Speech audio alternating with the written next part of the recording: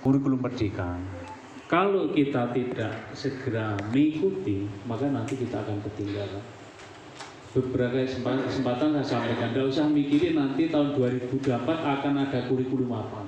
Kan kalau di berbagai artikel Kemendikbud kan akan muncul nanti tahun 2024 akan ganti dan ini sementara dan sebagainya.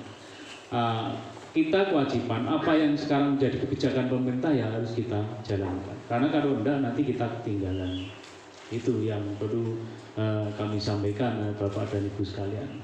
Ya mudah-mudahan ini betul-betul nanti bisa dilaksanakan. Kemudian kurikulum merdeka ini bisa betul-betul mengejar ketertinggalan selama masa pandemi kemarin, sehingga dengan pola kurikulum yang merdeka ini harapannya nanti pada masa sampai dengan tahun 2024 kita sudah siap, sudah baguslah mengejar ketinggalan yang kemarin sempat pandemi. Jadi kita akui, tidak kita akui memang banyak hal permasalahan selama pandemi kita sudah 2,5 tahun mungkin ya tidak efektif kegiatan belajar mengajar kita. Oleh karena itu sekarang kebijakan pemerintah KBM sudah 100%. Jadi PTM pembelajaran tatap muka 100%. Sekalipun memang dengan terbatas. Pengertian terbatas bahwa kita harus tetap taat protokol kesehatan.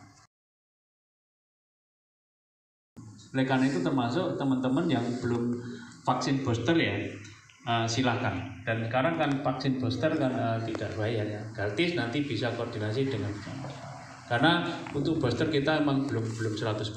Kalau yang 1-2 sudah 100%, kemudian siswa sudah kayak Pak Jenny sudah alhamdulillah jadi dengan catatan makanya tetap kita taat protokol kesehatan. Kembali jadi hari ini kita bersama-sama di SMP Negeri 1 Parang nanti dibedah bersama-sama, nanti saling mengisi. Tadi disampaikan bahwa di beberapa teman guru MGMP ya sudah mengikuti, nanti kolaborasi ya. Ini judulnya kolaborasi, jadi saling mengisi Bapak Ibu sekalian. Sik duwe apa dinehke, sik kurang apa njaluk kan begitu. Jadi kita kolaborasi supaya nanti bisa berjalan dengan baik. Visinya sama. Kemudian kita berharap kadang-kadang memang materi yang sama, cara menyampaikan berbeda, pemahamannya berbeda. Oleh karena itu harus betul-betul nanti dibedah. Jangan sampai nanti materinya sama, nanti dipahami yang berbeda-beda. Karena ini kan sama se-Indonesia. Jangan sampai nanti memang kemarin ada narasumber dari luar kita. Ada beberapa di SD itu sudah lebih dulu mengadakan kegiatan-kegiatan dengan mandiri mengundang narasumber dari luar.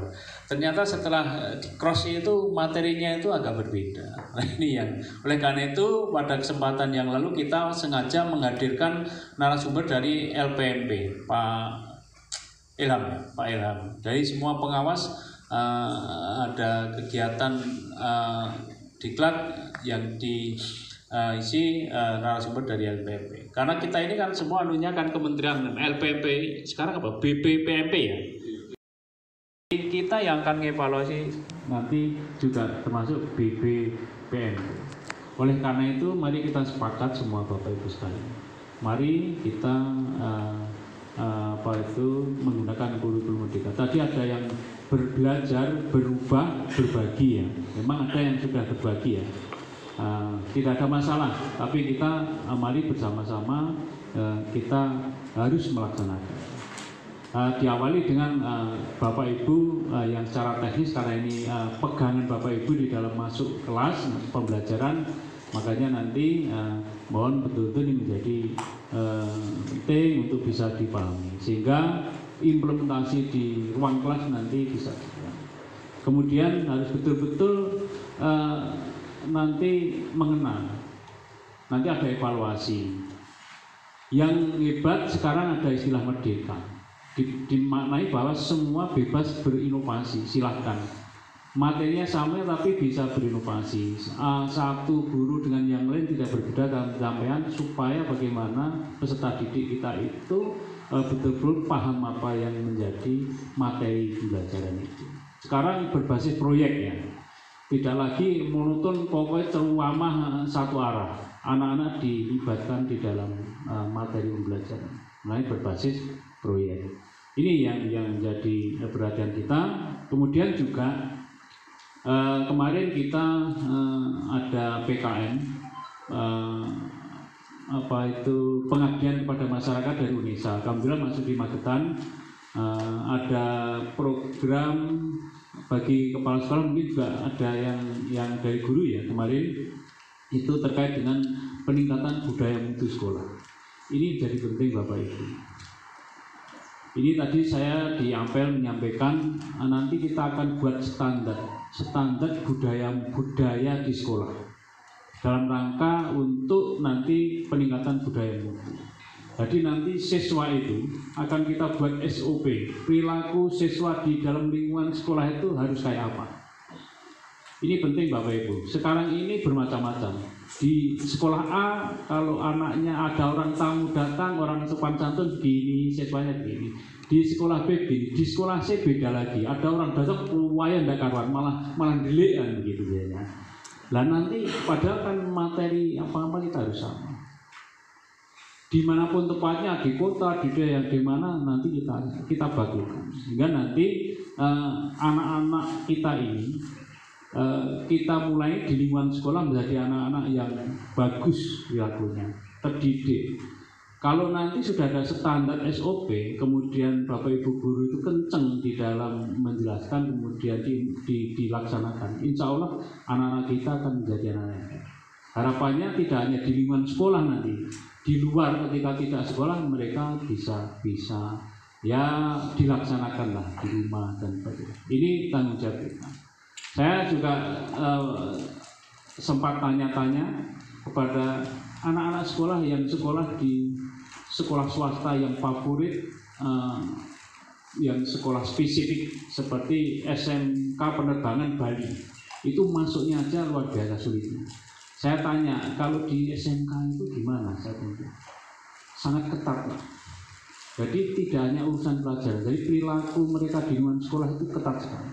Jadi mau kalau sepanjang dia pakai bed merah putih di dada, dia makan tidak boleh dengan jongkok, tidak boleh dengan berdiri, harus tegak, makan minum.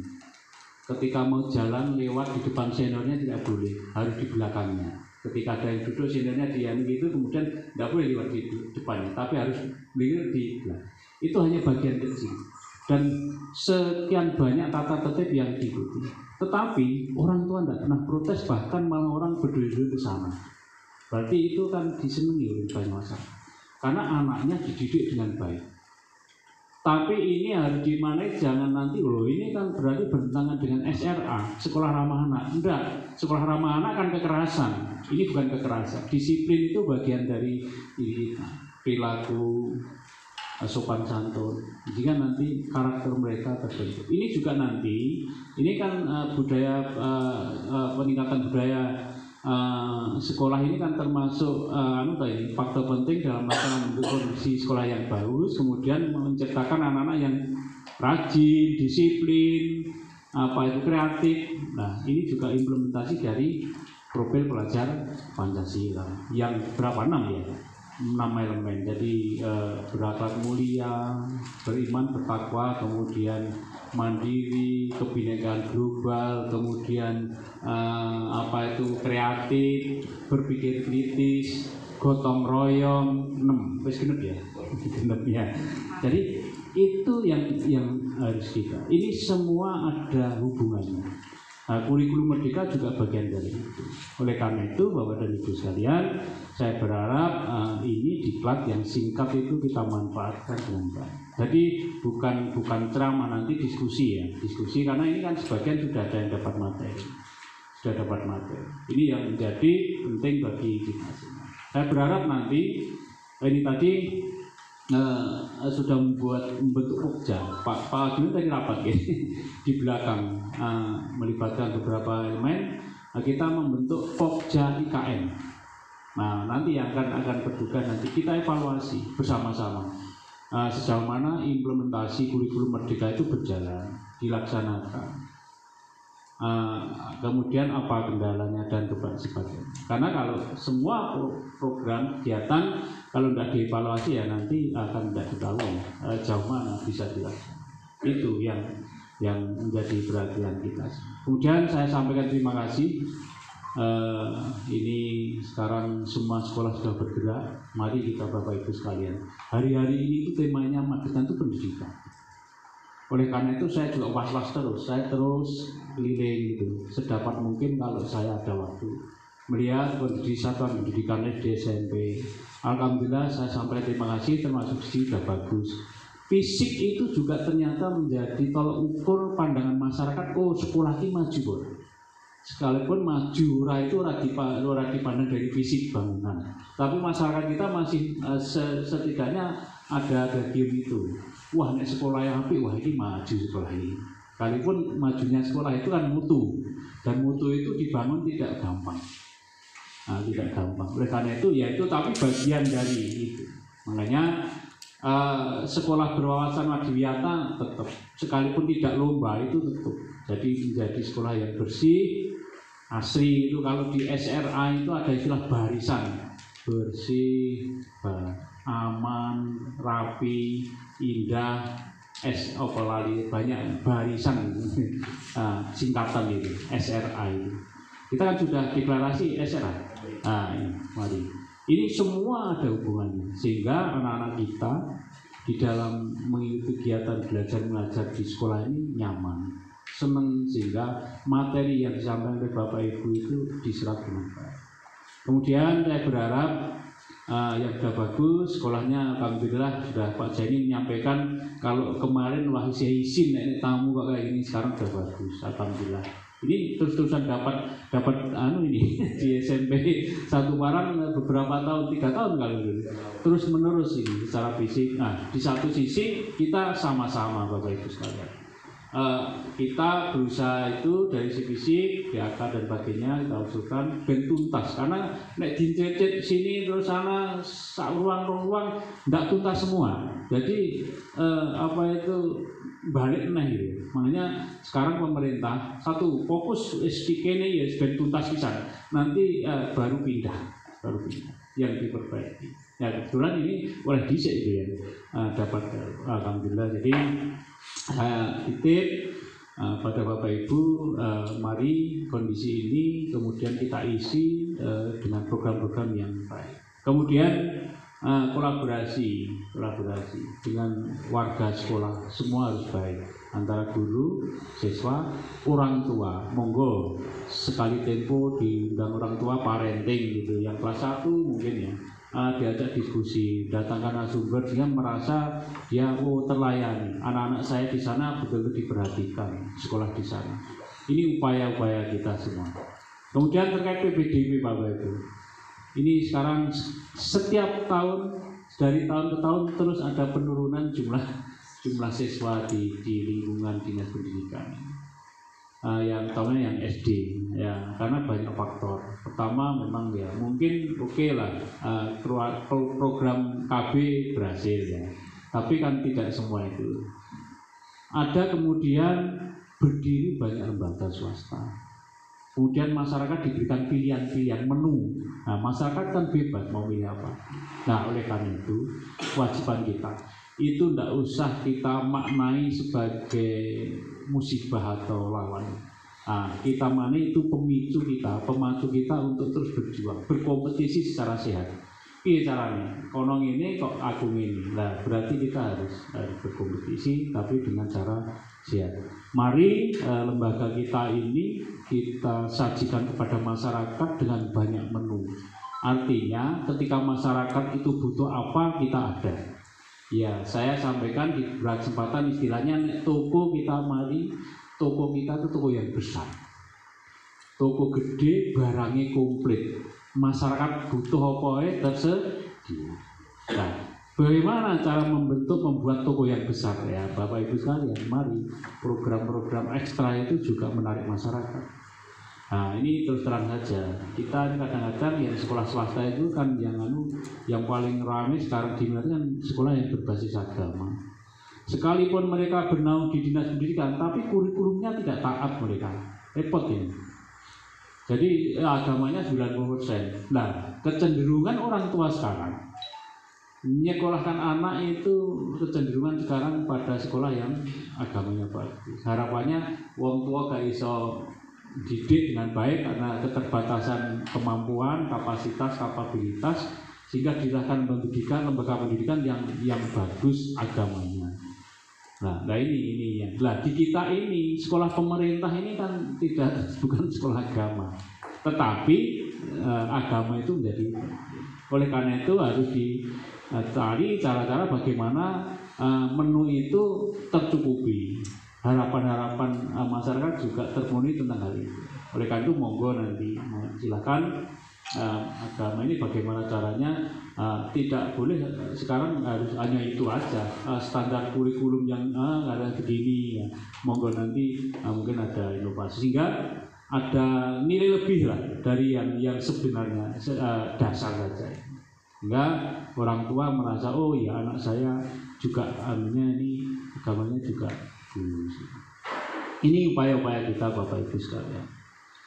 Kemudian yang terakhir terkait dengan ini, mohon maaf ini ya sebatas aja dimengerti. Jadi terkait dengan P3K. P3K tidak tahu di sini berapa ini ya, saya tidak tahu ada P3K Pak. Tidak ada. Tapi kalau GTT-nya ada ya. Masuk Dapodik kalau belum ini saya tidak tahu ada. Ya, jadi tahun ini tidak ada kebijakan seleksi. Kita hanya menyelesaikan pengangkatan bagi yang kemarin sudah tes dan masuk passing grade. Kita sekitar ada 468. Kemarin sudah tes di Surabaya dengan Menpan dan sebagainya. Prinsip dari Menpan sudah tidak boleh mengangkat lagi. Betul, karena ini hanya akan menambah problem, tidak akan ada selesainya. Dikat jadi berarti. Yang repot sekarang kita ini kemarin menyusun formasi sekolah yang kurang. Tetapi hitungan kita kurang itu yang kita hitungkan PNS-nya. Ternyata kita dibalik. Sekarang kita harus mengikuti formasinya Kemendikbud. Nah, mereka melihat satuan pendidikan itu sudah tertera semua sana karena melalui Dapodik. Itu dihitung termasuk GTT-nya. Nek GTT-nya ini termasuk gak kurang gitu. Kalau nah ini ya. Padahal kita GTT-nya belum bisa buat apa-apa. Bayari orang iso, tapi itu dihitung taruhan itu. Kan jadi masalah. Kemudian P3K ketika sudah ditempatkan satu tempat, formasi tidak boleh dipindah. Jadi masalah ini. Yang SMP ini tidak ada masalah, nanti SD nanti kita yang agak ruwet ini. Karena sudah kita ngitungnya itu kemarin formasinya berdasarkan jumlah PNS, GTT-nya kita hitung. Di Kemendikbud itu Dapodik itu termasuk GTT, sehingga nanti mungkin ada beberapa sekolah yang lebih, tetapi tidak boleh dipindah lah. Jadi korban ya bukan korban ya. IKM dan penyusunan model IKM pada hari ini saya nyatakan dibuka dan dimulai. Terima kasih. Kurang lebih mohon maaf. Bila taufiq wal hidayah. Assalamualaikum warahmatullahi wabarakatuh.